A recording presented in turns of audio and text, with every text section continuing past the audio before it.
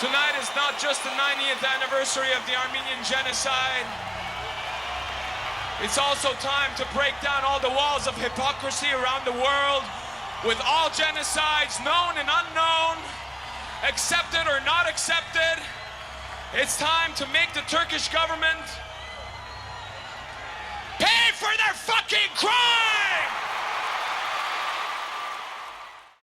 Music is what brings them in, and once they're into the music, the system is a way that they're introduced to different topics, different political issues. They help us in ways that we couldn't even imagine. They reach out to a community and to an audience that we just would never, ever be able to get to. Today is the 90th year commemoration of the Armenian genocide. System of them have their own obligation as not only as human beings, but as Armenians to let people know about who Armenians are. I'm from a Turkish background. You know what? System is actually, who told me about it, because it's not in the history books. I think it should be. Like, it should be taught in school. It should be recognized as an actual genocide. I think it's bullshit that it's not. The Turkish government is just denying it. Oh, no, it didn't happen. It's like, they're no better than Hitler. I'm Jewish, so I tell my children, you know, what happened to the Jews during World War II. Hitler learned this from the Turks, and it's got to be taught in all schools. Otherwise, you have what you have 4 or 5 years ago, more genocide.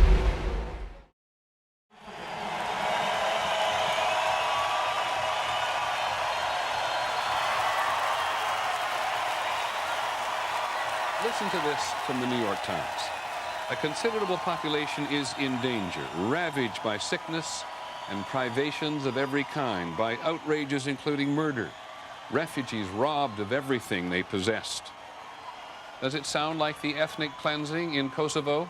Actually, it's from an article 84 years ago about the forgotten genocide.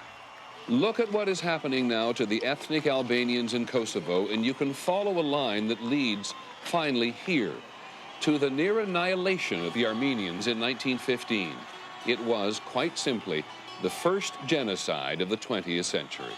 My connection comes through my grandparents and the stories that they've told and how they've survived and the atrocious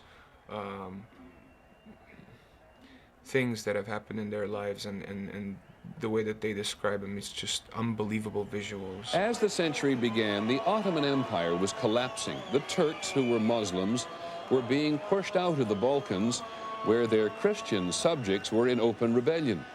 And inside Turkey, 2 million Christian Armenians were demanding better treatment. It's basically spiritual unrest. And until it's recognized, there will never be rest within our souls, you know. It shouldn't rest. Because a lot of our people died for no reason.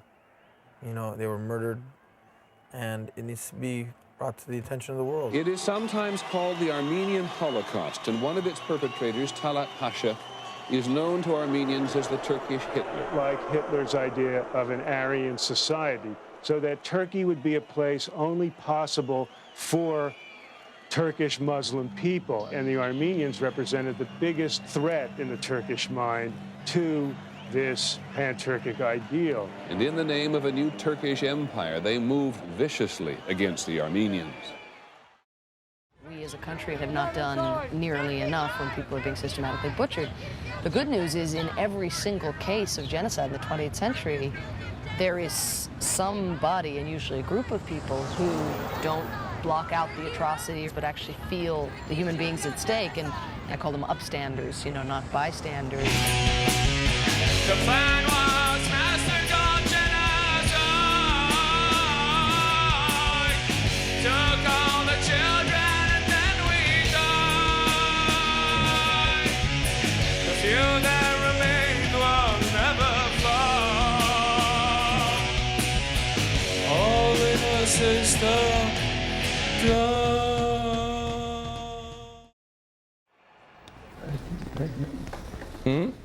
Huh? Last time I saw him was before we started the touring, so it's been at least 2.5 months.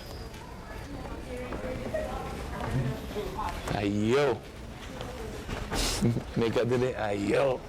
Ayo.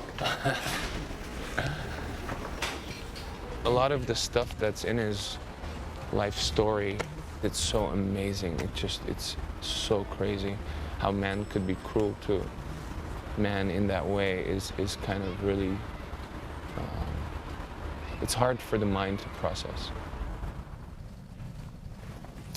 Urdzenadzes.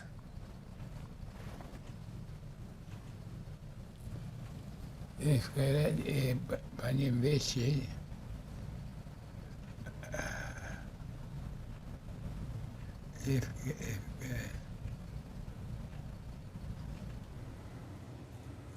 he came from Efkere. Efkere is a small town in Gesaria. He lost his brothers and his father. I was born in Efkere. In 1909, I was born.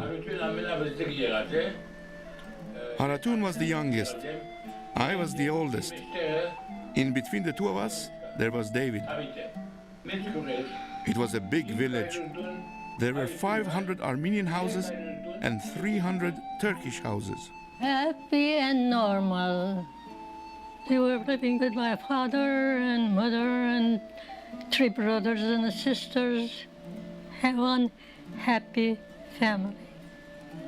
1940, we had our family pictures taken. Everything was fine.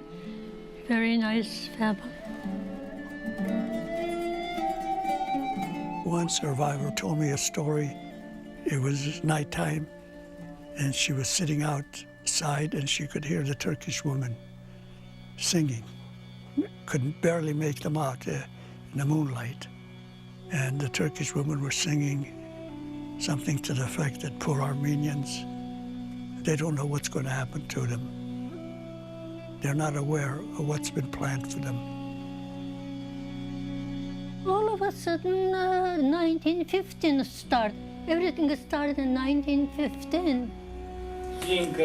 My father, his brother, all the men that were there, they tied them all in chains. We went closer to see him, and immediately a soldier came with a weapon. Away, away, he said. He didn't let us. I came forward to kiss my father. He didn't let me. He forbade it. And so I went to my father, but I couldn't kiss him. They took him away, and it was the last time I saw him.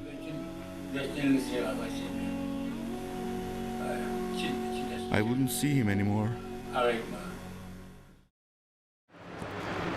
Anytime that people utilize economic or religious fervor or nationalism to cleanse their nation of a certain type of minority or a racial group, it's genocide. It doesn't matter whether it happened to the Armenians first in this century, or the biggest numbers were the Jews that passed away in the Holocaust, or Rwanda or Cambodia, or whether Pol Pot did it to his own people, or whether Stalin did it to his own people. Genocide and that kind of cleansing and murder, we should feel that it's one.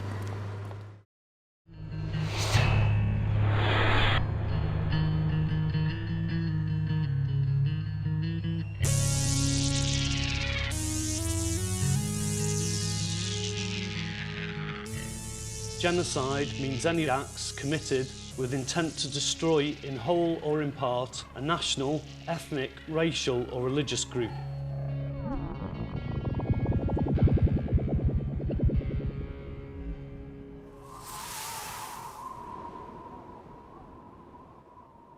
We were the last to be deported.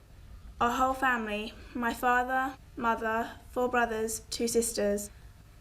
We loaded everything we had nearly on 10,000 people. horses. There were now some 300 of us left. My aunt, my sisters and my brothers had all died or disappeared. Only my mother and I were left. My grandfather's life story of how he survived the genocide has been like putting different pieces of a puzzle together, and I don't know if that puzzle will ever be complete because there's a lot missing. Obviously, we're always looking for the missing pieces. Genocides are decided upon by certain political elites. You usually find an enduring crisis of the society, not only in an economic sense, but maybe also in a cultural sense. People will start defining the we group and also the outsiders. And they will think they are our enemies.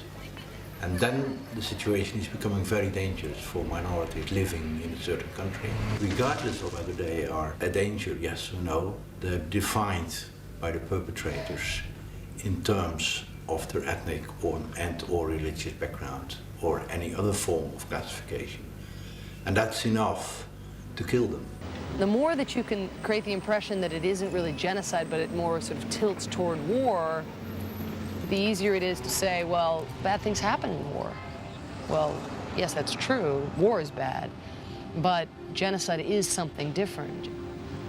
Genocide is about using the cover of an overall conflict to deal with ethnic or religious or national claimants, usually that you've been wanting to get out of the way for some time. So war for the perpetrator becomes a front. I think political elites shouldn't get the impression that they can get away with mass killing unpunished. Why did genocides continue to occur in the 21st century?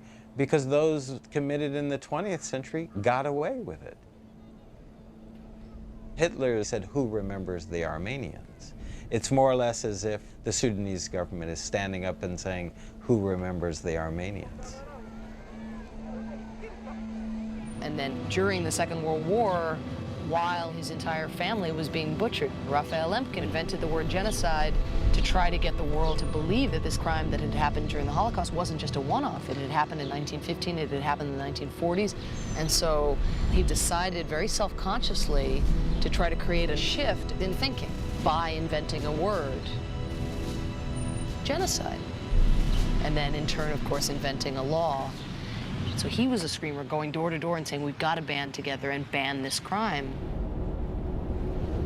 You know, history seems the longer you go, the more you forget. When it first happens, it's like, how could anyone ever forget? Anybody give a fuck about the Native Americans that were massacred? 25 million Native Americans, approximately, that were massacred in the United States. I mean, hey, we go, oh, that's too bad. And there's some morons out there in Germany that say, oh, you know, the Holocaust never happened. I find that, I mean, it's incredible. It's incredible to say that. I feel very pissed off. Obviously, I'm pissed off that the genocide occurred, but I'm more pissed off at the fact that they call us liars and say that we made all this up. And you know, how could you fucking live with yourself and teach your people, the poor Turkish people that live in ignorance of their past?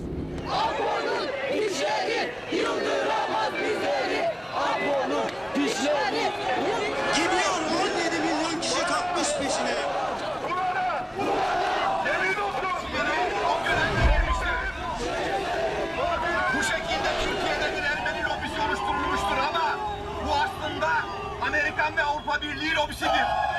Amerika'ya hükümet istifa!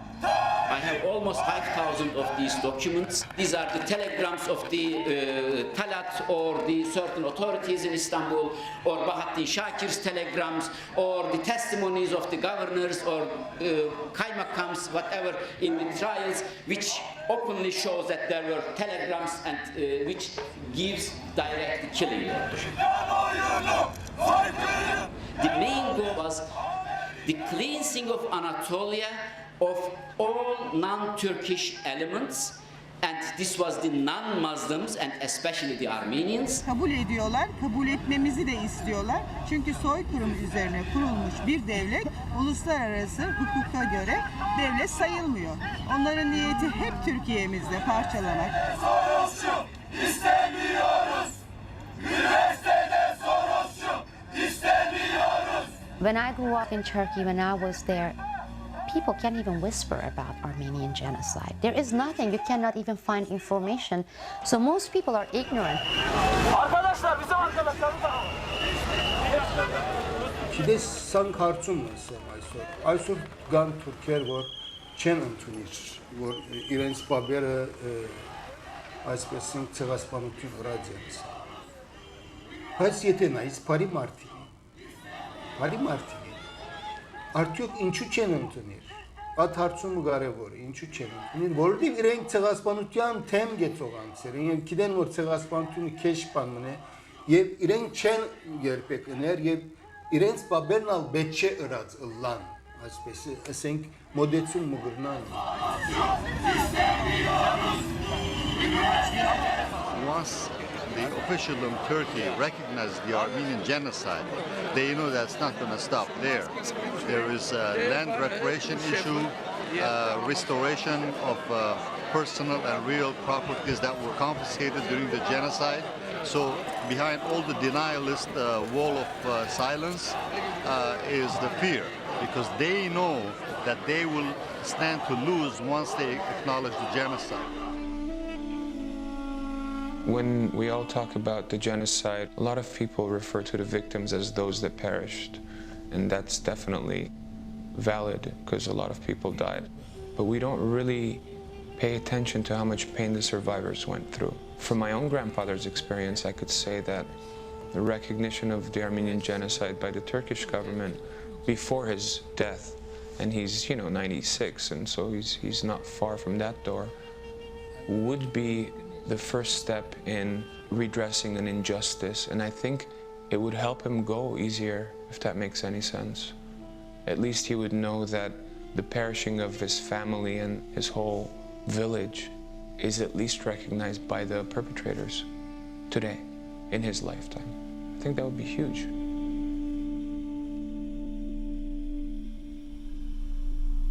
I do remember him talking about his childhood and living in Efkere. I've thought about going back to go visit my grandfather's village. I think that the land, the rivers, the mountains have a certain pull on us.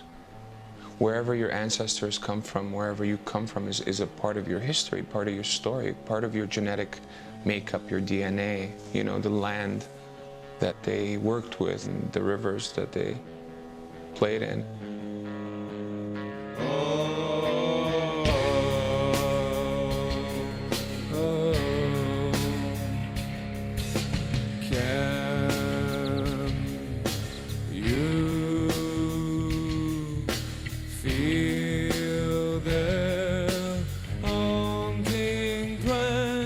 Knowing the history of my family, living in Efkere, and going back and trying to just think of these people being pushed out or killed, it's a very powerful thing. It's a very powerful feeling.